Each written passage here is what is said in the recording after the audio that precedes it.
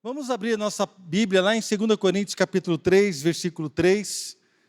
E eu sei que eu acabei não passando os versículos para os irmãos que ficam ali. Me perdoem, viu, irmãos? Depois nós vamos para João capítulo 9, tá? Já vou adiantando aqui antes, para facilitar para você que fica aí na mídia. Mas a gente vai ler aqui o texto de 2 Coríntios capítulo 3, versículo 3. Agradecendo você que nos visita, você que está aqui hoje, não é da Igreja Cristã Bíblica, mas tem nos visitado. Nós estamos muito felizes. Essa aqui também é a sua casa, é a casa de Deus, nós estamos juntos. E é uma bênção servir ao Senhor e poder servir a sua vida. Que Deus te abençoe também na sua casa. 2 Coríntios capítulo 3, versículo 3, diz assim: vocês demonstram que são uma carta de Cristo, resultado do nosso ministério, escrito não com tinta, mas com o Espírito do Deus vivo, não em tábuas de pedra, mas em tábuas de corações humanos. Então são cartas de Cristo, escrita não com tinta. Eu fiz aqui uma ênfase neste escrito não com tinta. Quando o Evangelho produz resultados na vida de alguém, nas nossas vidas, nós então somos manifestados ou manifestos como cartas de Cristo. O que Paulo está dizendo é: se vocês certamente são uma carta de Cristo, porque vocês não foram escritos em tábuas de pedra, mas em corações foram escritas coisas com o Espírito do Deus vivo. Foi o Espírito de Deus vivo que escreveu. O pastor Fabiano falou ontem à noite muito bem, e eu achei muito interessante, quando ele disse que todos nós somos cartas vivas. Todos nós somos. Até mesmo um ateu é uma carta viva. Ele está manifestando, entregando uma mensagem de que Deus não existe. E todas as pessoas são carta viva, mas cartas vivas de Cristo são aqueles que foram transformados pelo Espírito de Deus, pelo Evangelho do Senhor. Nós então podemos manifestar aquilo que Deus quer fazer e tem feito. Eu creio, irmãos, que o Espírito Santo tem marcado nossos corações nesses dias. Eu tive meu coração marcado nesses dias. E Deus, irmãos, Ele não prepara lugares, Deus prepara momentos, tremendo também. Eu acho que eu fui muito edificado ontem, né? Deus prepara momentos, e os momentos que nós vivemos aqui, irmãos, desde o sábado à noite e toda a conferência, foram momentos abençoados, com a ministração do pastor Eli, o pastor lá da Síria. Ele não falou aqui algumas coisas, vou dizer para vocês. Ele tinha uma igreja na Síria, e ele cuidava da igreja, tinha cerca de 200 membros. A igreja foi crescendo pouco a pouco. Quando refugiados da guerra do Iraque foram para lá, a igreja cresceu muito. E ele então veio embora para o Brasil, e hoje a igreja que ele estava, que ele abriu, ele plantou essa igreja lá em Damasco, na Síria. Damasco é aquela mesma cidade, irmão, que Paulo estava indo para perseguir os cristãos, lembra? Lá em Atos capítulo 9, Paulo estava indo para Damasco, é em Damasco que ele morava. A igreja hoje de Damasco tem 7.000 membros. Já pensou, irmãos, que coisa? Lá na Síria, no meio da guerra, irmãos. 7.000 membros. Então ele veio aqui, ministrou para nós ficamos com o nosso coração quebrantado, apertado. A filha dele não falou, mas ela tem uma história de conversão, irmãos, que é de chorar. Uma história de conversão que ela foi visitada tremendamente, algo lindo que Deus fez na vida dessa menina, dessa moça. Então nós fomos muito abençoados, depois com a pastora Etel, com a pastora Adriana, com o pastor Fabiano, e eu tenho certeza que Deus vai continuar falando conosco neste momento. O tema que eu quero trazer hoje para nós está lá em João capítulo 9, e conta a história de um homem que era cego de nascença, e ele foi curado pelo Senhor Jesus. Eu acredito então que aquele homem, ele foi manifestado como uma carta viva de Cristo. Ele tinha uma mensagem. Ele entendeu que algo aconteceu na sua vida, então ele tinha uma mensagem, que está na parte B do versículo 25 do capítulo 9. Está lá em João capítulo 9, 25, a segunda parte do versículo. Ele diz: uma coisa eu sei, eu era cego e agora vejo. Ele tinha uma mensagem, e a mensagem dele era: uma coisa eu sei, eu era cego e agora eu vejo. Vamos orar? Senhor, eu quero te agradecer por essa noite, eu quero te agradecer por toda esta conferência, pelo privilégio que tivemos, Deus, de estar aqui, recebendo tanto de Deus, recebendo tanta graça, tanta unção, o Senhor tocando nas nossas vidas. Foram momentos de poder adorar o Senhor com alegria, como igreja.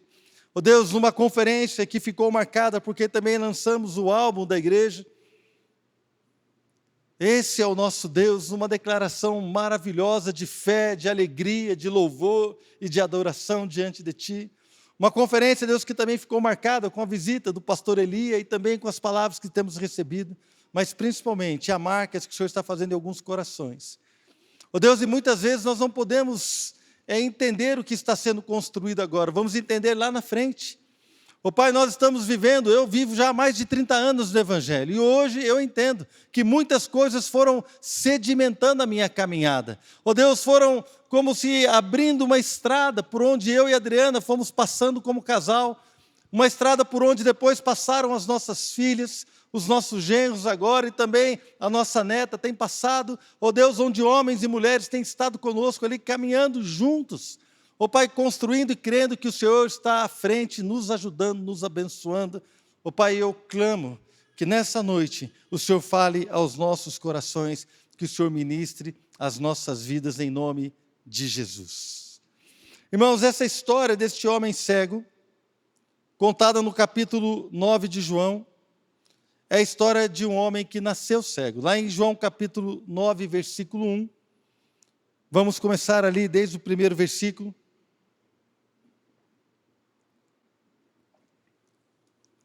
Ao passar, Jesus viu um cego de nascença. Ao passar, Jesus viu aquele homem. Jesus está vendo você hoje, amém? Jesus está vendo a sua situação, a sua dor, talvez a sua angústia, a sua alegria, a sua dúvida. Jesus viu aquele homem, porque Jesus, por onde ele passa, ele vê as situações, ele vê as pessoas. Então Jesus viu aquele homem. Versículo 2, seus discípulos lhe perguntaram, mestre, quem pecou, este homem ou seus pais, para que ele nascesse cego? Disse Jesus, nem ele nem seus pais pecaram, mas isto aconteceu para que a obra de Deus se manifestasse na vida dele. Então a pergunta que os discípulos fizeram era baseada nas percepções que eles tinham aprendido, eles criam em alguma coisa, eles tinham aprendido sobre aquilo. Quem pecou? Ele pecou ou os seus pais nasceram cegos? Então alguns comentaristas dizem que nesta época os judeus acreditavam na pré-existência da alma. Achava que a pessoa existia antes de nascer, então ele poderia ter pecado em algum lugar. Olha que por isso que ele pergunta, ele pecou para nascer cego? Eu nunca tinha entendido isso, irmãos. Mas é por causa dessa crença, havia algumas pessoas que ensinavam isso. E Jesus, então, quando ouviu essa pergunta, antes um pouco de falar sobre isso, eles perguntaram aquilo. E essa pergunta, ela revela uma incompreensão que nós temos das circunstâncias que nos rodeiam. Irmãos, nós vivemos situações que nós não entendemos, e nós começamos a perguntar, o que está acontecendo? Por que será que eu estou sofrendo isso? Por que será que tal pessoa sofre assim? Por que o meu casamento está passando por isso? Por que a minha igreja está sofrendo esta ou aquela situação? Por que os meus familiares, por que tal coisa está acontecendo? Nós não entendemos, irmãos. E às vezes nós, quando não entendemos uma ou outra situação, nós começamos a buscar razões teológicas. Mas quem pecou? Quem deixou? De quem é a culpa? E essas razões, essas perguntas teológicas, elas talvez tenham o seu lugar, mas muitas vezes não têm lugar. Nós precisamos entender que Jesus está aqui para transformar e mudar a nossa vida, amém? Então Jesus, quando ouviu eles perguntando isso, ele não entrou no mérito, ele não entrou no mérito teológico dessa questão, mas ele convocou os discípulos para trabalhar e realizar as obras do Senhor. Olha só, João 9,4. Enquanto é dia, precisamos realizar a obra daquele que me enviou. A noite se aproxima, quando ninguém pode trabalhar. Enquanto eu estou no mundo, eu sou a luz do mundo. Tendo dito isto, cuspiu no chão, misturou terra com saliva, aplicou-a aos olhos do homem. Então disse-lhe, vá lavar-se no tanque de Siloé, que significa enviado. O homem foi, lavou-se e voltou vendo. O versículo 4, ele fala, enquanto é dia, precisamos realizar a obra daquele que me enviou. Eu vejo aqui um senso de urgência. Irmãos, nós precisamos realizar as obras de Deus. Há um senso de urgência no Senhor Jesus, que às vezes eu sinto que falta em nós. Há um senso de urgência, de coisas que precisam ser feitas rapidamente. Porque a nossa vida dura pouco. O dia durava pouco. Enquanto é dia, nós precisamos trabalhar, porque quando vier a noite, aí não tem como trabalhar mais. Irmãos, nós precisamos trabalhar agora. É agora que nós precisamos evangelizar, é agora que nós precisamos orar pelas pessoas, é agora que nós precisamos fazer coisas que no céu não vamos fazer. Lá no céu, irmãos, não precisa evangelizar, porque quem entrou lá está salvo, quem não entrou já está condenado, já era. Precisamos evangelizar aqui. No céu não terá enfermidade, não haverá angústia, não haverá dor, não haverá nada. Lá no céu, irmãos, ninguém precisa de um abraço seu. Lá no céu ninguém precisa de uma palavra de consolo. Lá no céu ninguém precisa de uma oração poderosa. Lá no céu ninguém vai precisar, irmãos, de que você visite a sua casa para falar do amor, da bênção e do cuidado do Senhor, que Ele é importante para Jesus. Não, lá no céu não. Nós precisamos fazer isso agora como igreja. Nós queremos ser cartas de Cristo, cartas vivas, e levar uma mensagem para que vidas sejam transformadas agora. Há um senso de urgência no Senhor Jesus. E ele diz, olha, precisamos realizar as obras do Senhor. Depois ele diz, no versículo 5, enquanto eu estou no mundo, eu sou a luz do mundo. Jesus não está no mundo mais, irmãos. Quem é a luz do mundo agora? Quem é a luz do mundo? Você é a luz do mundo. Nós, a igreja. Lá em Mateus capítulo 5, verso 14, diz que a igreja é a luz do mundo. Quem é que vai iluminar o mundo? É a igreja. Quem é que vai falar do amor de Deus? Somos nós. Quem é que vai realizar as obras do Senhor? Somos nós. Quem é que vai fazer as mesmas obras e obras maiores do que Jesus fez? Quem, irmãos? É o pastor Paulo. Talvez o pastor Silvio, a pastora Tânia. Por que você não bate no peito? Eu vou fazer obras maiores. Quem quer fazer obras maiores? Coloca a mão no seu peito e fala assim, eu quero fazer obras maiores. É você, irmãos. Aquele que crer em mim. Jesus está dizendo, aquele que crê, você crê em Jesus, nós podemos fazer as obras que Ele fez e maiores. Pastor, eu não faço. Irmãos, eu nunca fiz obra maior do que Jesus fez. Mas essa promessa está sobre a minha vida. Por que não eu? Por que não você? Por que não a nossa igreja? Aleluia! Então esse homem foi curado. Lá no versículo 7, o homem foi e voltou vendo, irmãos. Eu não vou ler todos os versículos. Depois você lê essa história com calma. Mas os versículos 8 e 9 falam que houve uma grande admiração. As pessoas que o conheciam falaram assim, não é esse que ficava aqui pedindo esmola? Alguns falavam assim, parece com ele. Os vizinhos dele conheciam. Parece ele, mas eu acho que não é ele, porque ele está vendo. Gerou até uma confusão, irmão. A identidade foi tão mexida. Fez algo tão maravilhoso nele. Deus fez algo tão grandioso na vida dele, que era impossível as pessoas não verem que algo estava diferente naquele homem. E alguns então nem achavam que era ele, está tão diferente. E houve uma admiração tão grande, irmãos. Querido, as pessoas precisam ver que foi feita uma obra na nossa vida. Deus fez algo em nós, irmãos. Eu lembro quando eu me converti, trabalhava num lugar, num laboratório, e depois, devido a uma circunstância, eu me formei em engenharia e eu mudei de laboratório, fui trabalhar num outro prédio. E no meu antigo laboratório, onde eu trabalhava, ali roubaram um aparelho, sumiu um aparelho, que era um multímetro, um aparelho eletrônico. Então foi aberta uma sindicância. E depois o rapaz com o qual eu trabalhava, ele me contou, falou assim, veio aqui o pessoal da sindicância para perguntar algumas coisas referentes ao sumiço do equipamento. E eles começaram a perguntar, quem é que não trabalha aqui no laboratório, que esteve aqui essa semana? E o cara com a prancheta, escrevendo, tal pessoa, tal pessoa. Aí ele falou assim, o Marcelo também esteve aqui essa semana. Aí o cara falou assim, o Marcelo, aquele que joga bola com a gente? O Marcelo, ele trabalhava aqui? Não, o Marcelo não vou nem pôr, porque agora ele se converteu. Nem vou botar o nome dele nessa lista. Ele, com certeza, não pegou o equipamento. Tremendo, né, irmãos? Se você parar para pensar, uma pessoa com a qual eu não convivia com essa pessoa, mas a fama correu pelo lugar onde eu trabalhava, irmãos. Aquele que zombava dos crentes, aquele que enchia a cara depois do jogo de futebol, aquele que falava um monte de coisa, aquele se converteu. Aquele foi transformado, agora ele é crente. Aleluia. A identidade precisa ser mudada, as pessoas precisam saber que nós agora carregamos uma mensagem diferente, nós não somos mais a mesma pessoa, nós somos totalmente diferentes. E esse homem viveu isso, irmãos, ele viveu isso. Então as pessoas começaram a perguntar como é que ele foi curado. Eu acho que o rapaz já estava até meio chateado, todo mundo perguntava para ele o que aconteceu, e ele contava a mesma história toda hora, depois você vai lendo aí. Levaram então ele aos fariseus. E aos fariseus ele repetiu a mesma história que ele já tinha contado. Eu quero que você acompanhe comigo agora no versículo 16. Alguns dos fariseus disseram: esse homem não é de Deus, pois não guarda o sábado. Mas outros perguntavam: como pode um pecador fazer tais sinais milagrosos? E houve então uma divisão entre eles. Todo mundo perguntava para ele: mas o que aconteceu? Você é um homem chamado Jesus, fez lodo com saliva, colocou nos meus olhos, me mandou eu me lavar lá no tanque de Siloé, e eu fui lá ver e voltei curado.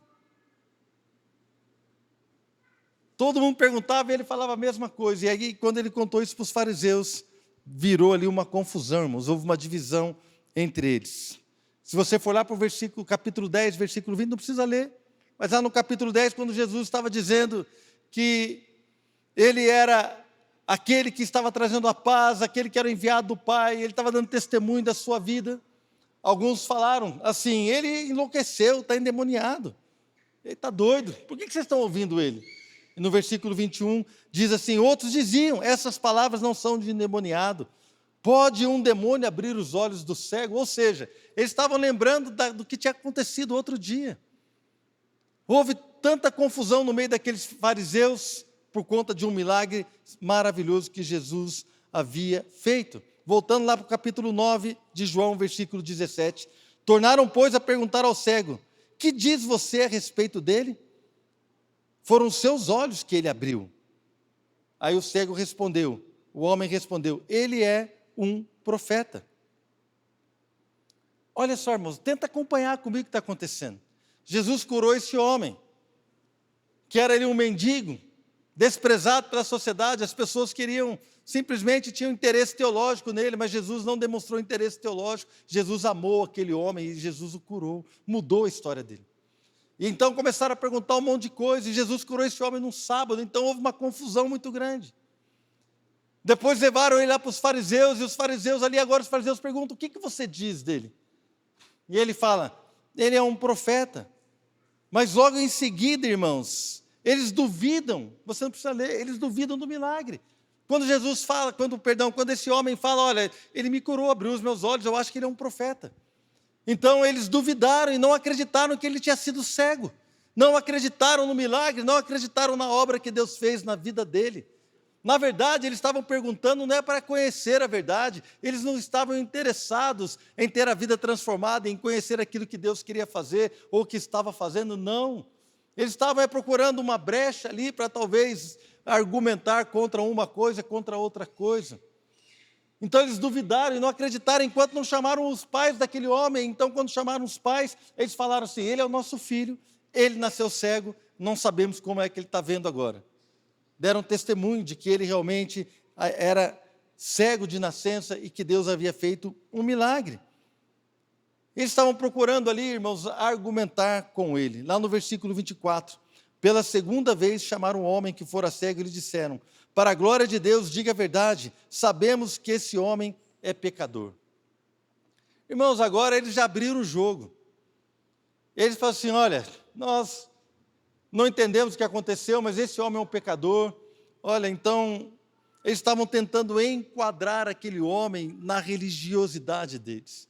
Eles estavam tentando enquadrar aquele homem na percepção que eles tinham dos acontecimentos. Eles estavam tentando enquadrar aquela pessoa que havia vivido um milagre sobrenatural, algo tremendo que havia acontecido com ele. Mas as pessoas, os fariseus, os líderes, estavam dizendo: olha, dá glória a Deus.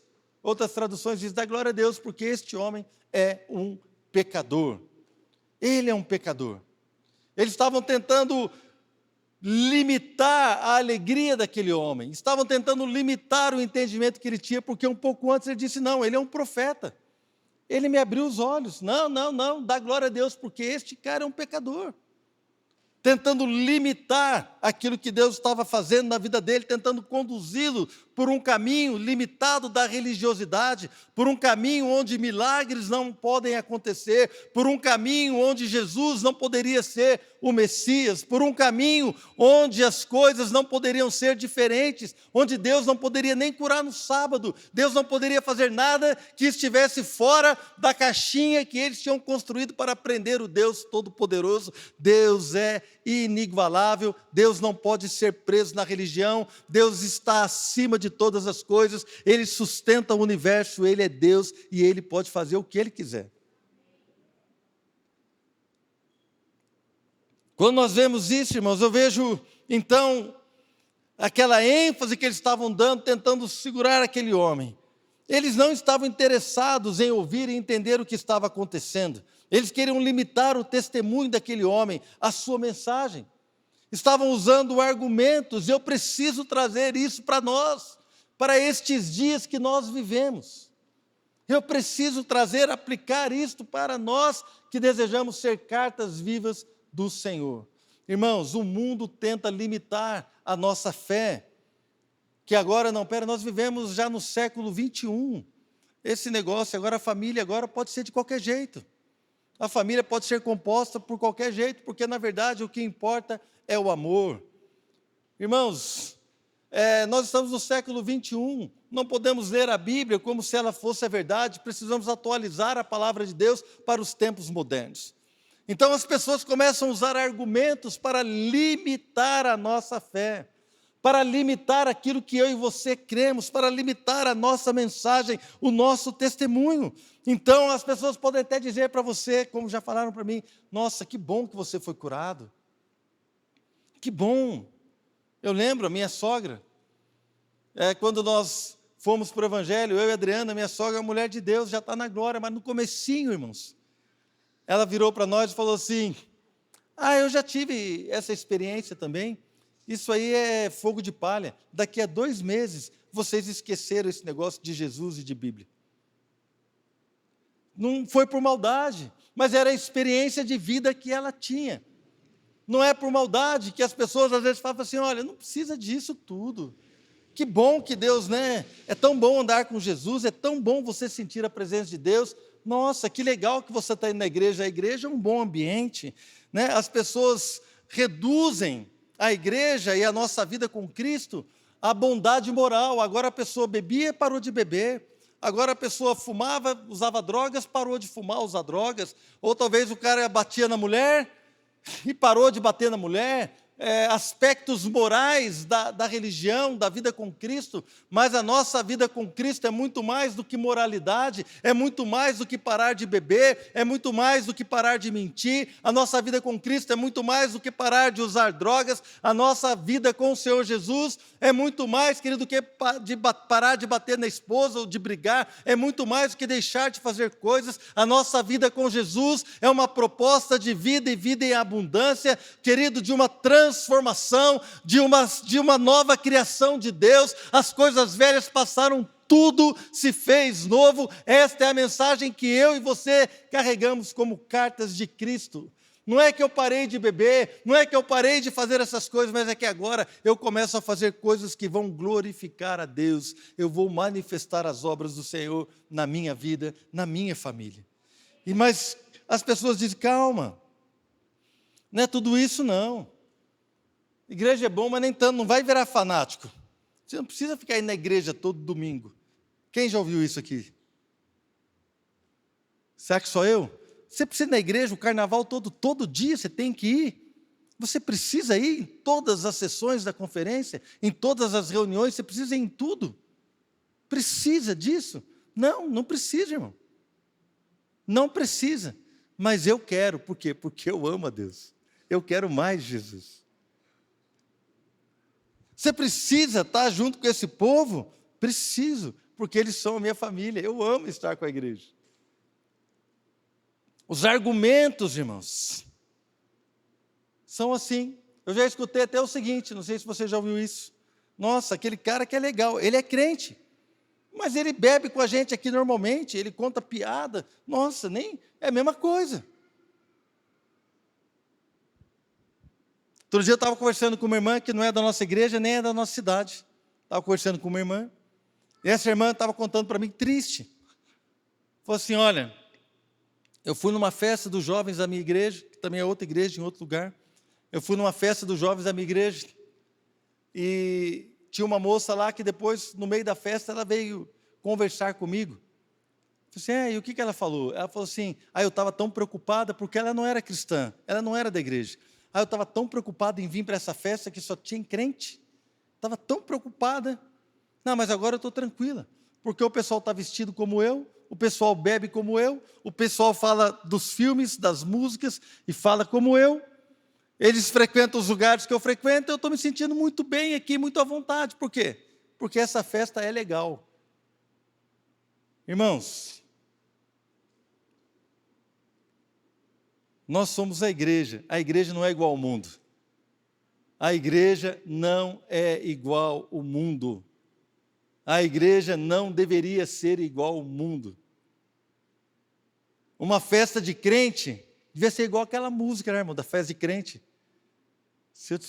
Eu não ia falar isso aqui, está vindo agora, não ia cantar um pedaço para vocês, eu nem lembro como é. Dê glória a Deus por isso, irmão. A música é ruim demais, mas tem uma música, festa de crente, é diferente, irmão. Nós somos um povo diferente.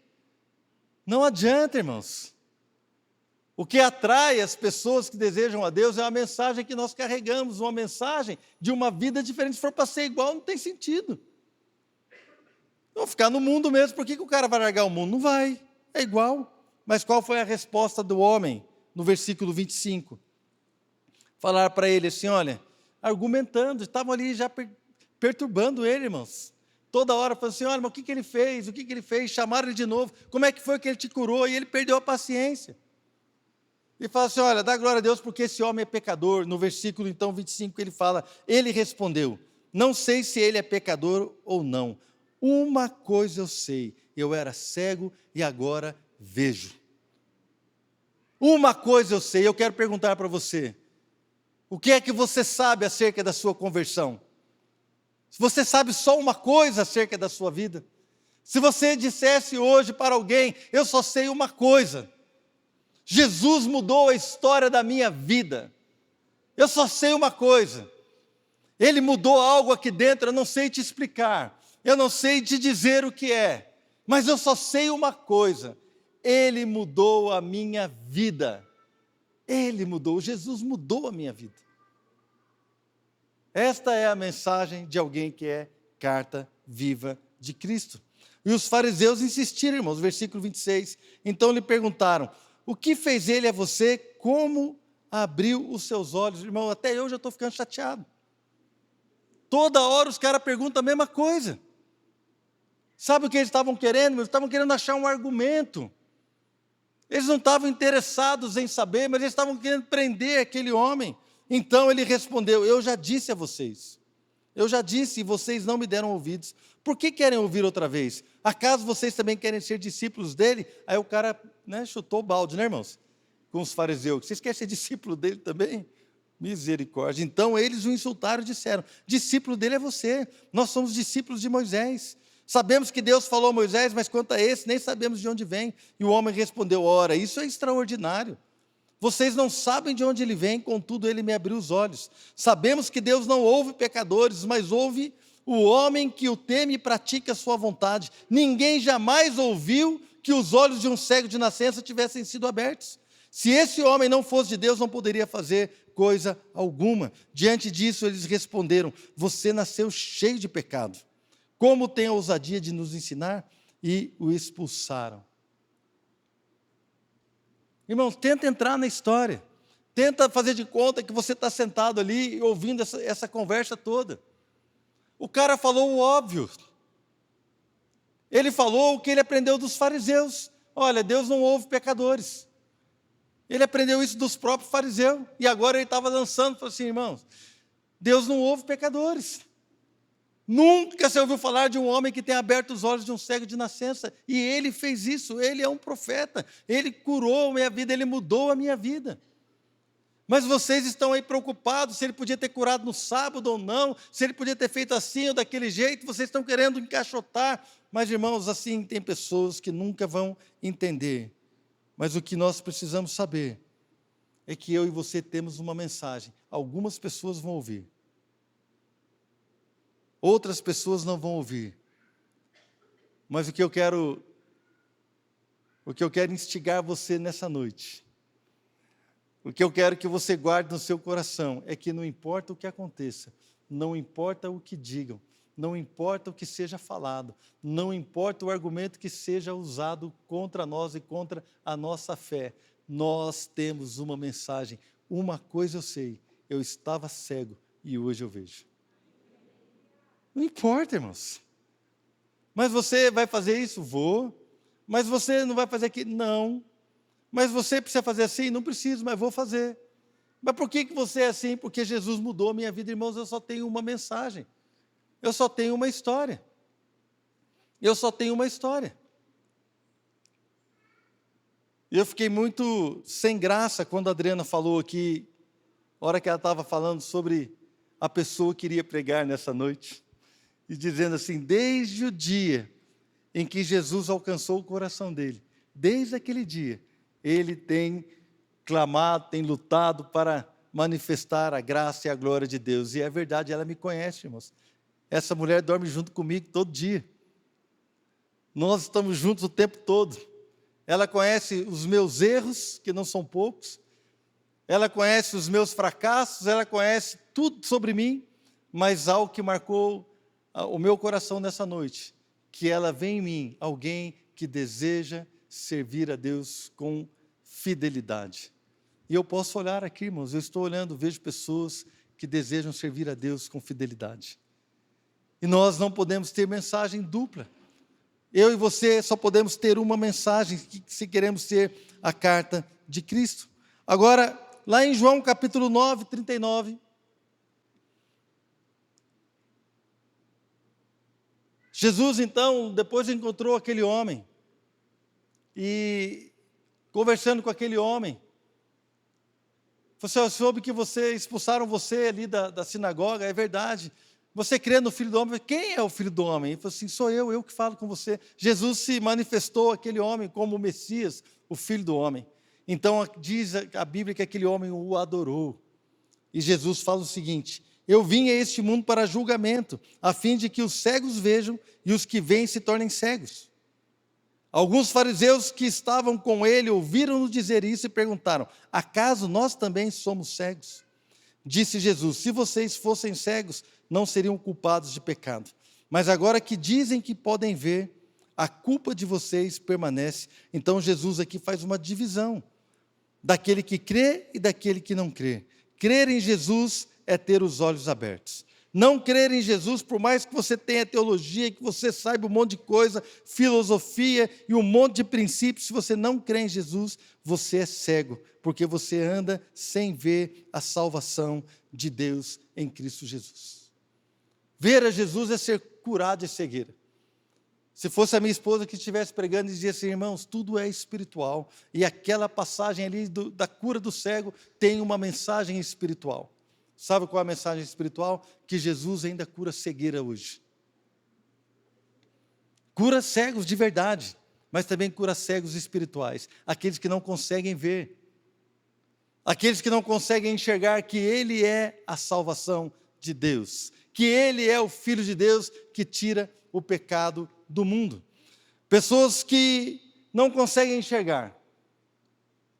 Mas todos aqueles que enxergaram, todos aqueles que tiveram seus olhos abertos, esses têm uma mensagem. E a mensagem que eu e você temos, nós os que cremos, é uma só. Uma coisa eu sei. Eu era cego, mas hoje eu vejo. Amém, irmãos? Eu era cego, mas hoje eu vejo. Eu era cego acerca da família, mas hoje eu vejo. Eu era cego acerca do meu pecado, mas hoje eu vejo. Eu era cego acerca da vida com Deus, mas hoje eu entendo. Eu era cego porque vivi uma vida do caminho para a derrota, para o pecado, para tudo aquilo que desagradava a Deus, mas hoje eu vejo que em Jesus Cristo eu sou uma nova criatura. Ele me curou da minha cegueira. Irmãos, cuidado, porque a religiosidade, o mundo, vai querer enquadrar você, vai querer colocar você numa caixinha para que você não saia por aí gritando para todo mundo: eu era cego e agora vejo. Aleluia! Aí você vai ali: eu era cego e agora vejo. Aí você encontra alguém e fala assim: eu quero abençoar a sua vida. Eu quero dizer para você que Jesus te ama. Irmãos, tem momentos da minha vida que você precisa expandir e falar do amor de Deus. Deixa Deus te usar, irmãos. Deixa Deus te usar, esteja sensível para que você possa abençoar vidas. Um dia eu estou passando de carro, eu vejo um cara mexendo no lixo, numa caçamba, pegando lixo, e o Espírito Santo tocou no meu coração, dá tanto para ele, falou uma quantia, eu parei o carro, chamei ele foi: pois não, eu peguei, abri minha carteira e dei um dinheiro para ele. Falei assim: olha, Deus mandou dar esse dinheiro para você porque Ele te ama, Deus está vendo aí o seu trabalho, e Ele quer abençoar a sua vida hoje.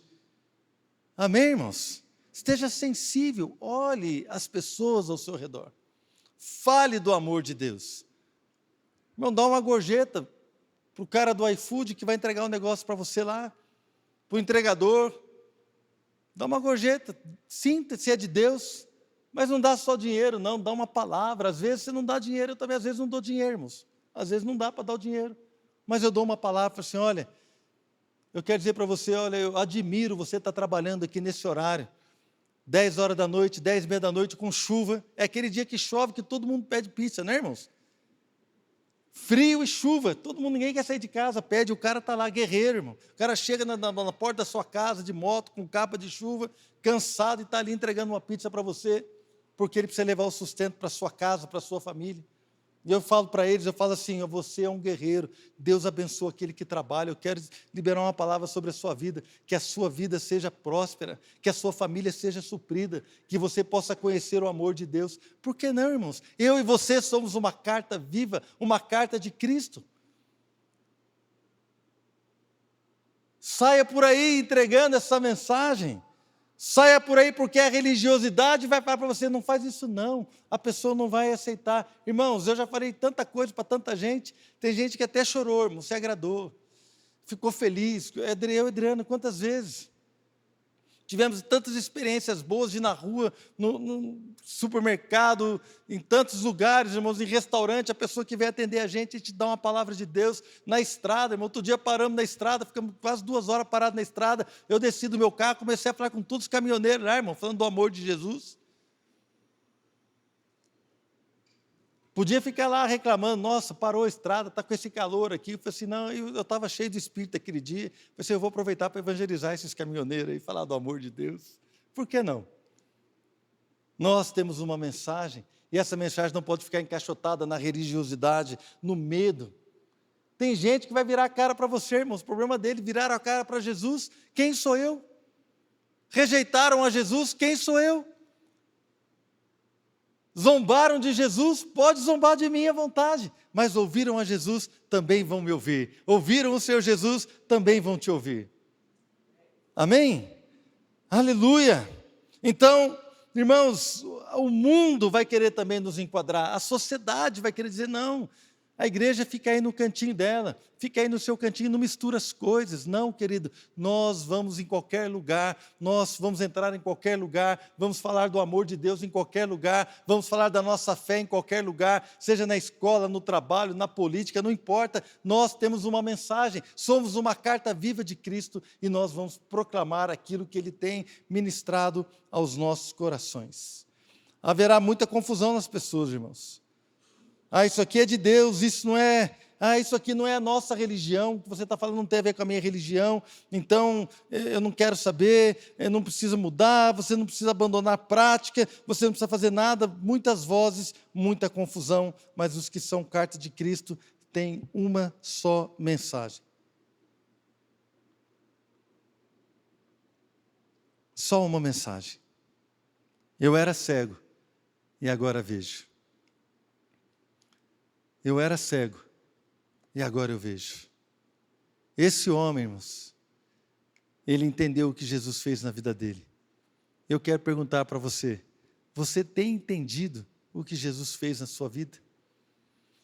Você tem manifestado o que o Senhor fez na sua vida? Nós, como igreja, Está acabando nossa conferência. E aí? E aí que nós vamos sair por aquela porta hoje ali, irmãos. E a hora que a gente passar por aquela porta, nós vamos sair daqui entendendo que carregamos uma mensagem. Que carregamos uma mensagem. Eu queria ministrar sobre a sua vida nessa noite.